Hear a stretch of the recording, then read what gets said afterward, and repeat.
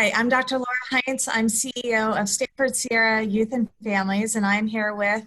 Hi, my name is Ebony Chambers, and I am Chief Family and Youth Partnership at Stanford Sierra Youth and Families. And here today we are talking about outcomes-driven culture, and we would like to highlight a key strategy of ours in ensuring that the outcomes-driven focus and culture of care is embedded in our organization.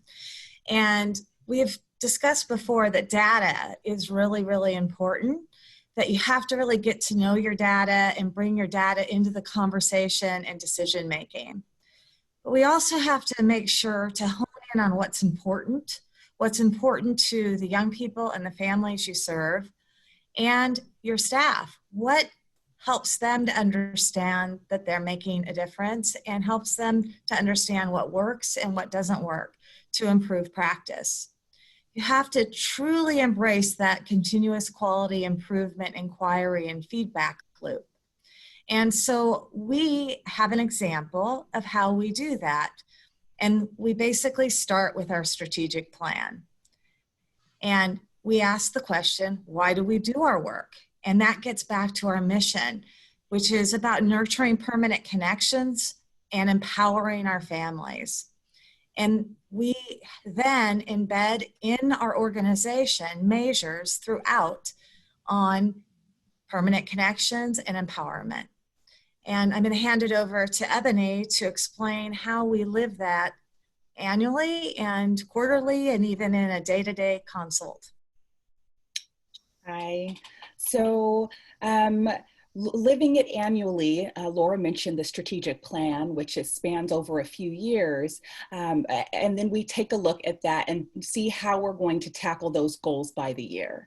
And so we're meeting together as an executive leadership team, and we're discussing what is the vision and how do we ensure that youth and families are always centered in all of the activities that we carry out. And so we measure those through the outcomes, activities, and measurements, which we call OAMs.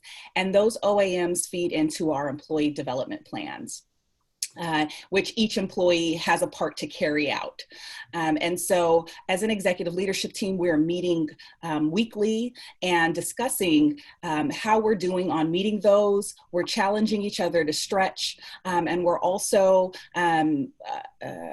challenging each other to ensure that youth and families are always discussed and are elevated in ensuring that those outcomes and those activities and measurements are truly focused to meet their needs.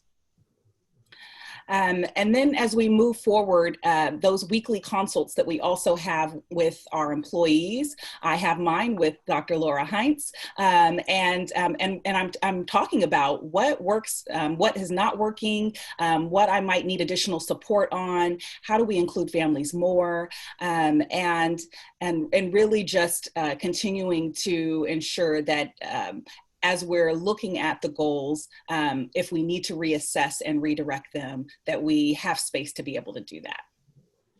And Ebony just gave an example of what I mean by accountability at every level. And so it's accountability by staff and department, manager, executive directors, chief officers, and then even the board. So as the CEO, I report out to the board how we are doing in each of our areas, our outcome areas for our annual operating plan and our full strategic plan. It's important that you reward achievement. So we built in recognition and celebration, and that can look like what's working in your team meetings and individually in consult, and even at the broader meetings, like all staffs where we give recognitions, and at the board where we provide mission moments. And then we make sure to focus on those areas that we've been challenged, to really talk about the areas that we haven't met our goals and use those as learning opportunities, and then integrate those learnings back into the next annual operating plan as part of our OAMs, our outcomes, activities, and measures. Thank you.